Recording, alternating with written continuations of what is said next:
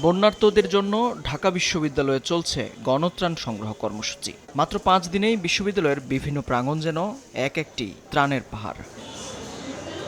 এখন পর্যন্ত মোট ৬,৭৭,০০,০০০ টাকা সংগ্রহের পাশাপাশি জমা পড়েছে বিপুল পরিমাণ শুকনো খাবার, পানি, শিশু খাদ্য, কাপড়, ঔষধসহ বিভিন্ন পণ্য। এসব ত্রাণ সামগ্রী পৌঁছেও যাচ্ছে নির্দিষ্ট গন্তব্যে। বৈষম্যহীন বাংলাদেশের আরও এক দৃষ্টান্ত ঢাকা বিশ্ববিদ্যালয়। যেসব জায়গায় আমাদের আওতার ভিতরে আছে সে জায়গাগুলো সেনাবাহিনী এবং আমাদের টিম রেস্কিউ টিমে কাজ করে এই সাপোর্টটা দিচ্ছে। যারা পানিবন্দী আছে তারা কি অনেক কষ্ট আছে, তাদের সুখের জন্য, তাদের একটু কাপড়ের জন্য, তাদের একটু শুকনা খাবারের জন্য আমরা এই কাজটা করতেছি।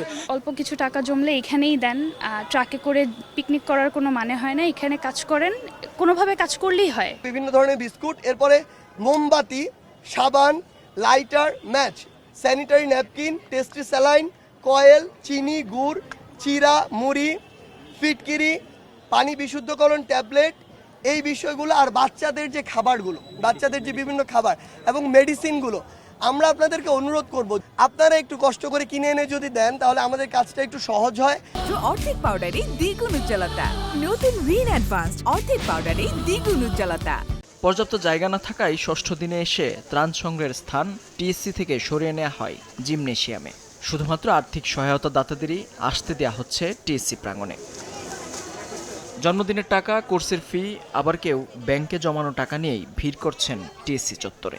কোডিং এর কোর্সের জন্য জমাইছিলাম, এখন ওখানে জমা দিয়েছি। মেয়ে বলছে যে আমি আবার যাব, তো ওর জমানো কিছু টাকা ছিল সেগুলো আজকে দিয়ে গেল। আমাদের ছাত্ররা যেভাবে এগিয়ে আসতেছে, আমাদের গার্ডিয়ানদেরকে ওইভাবে এগিয়ে আসা উচিত।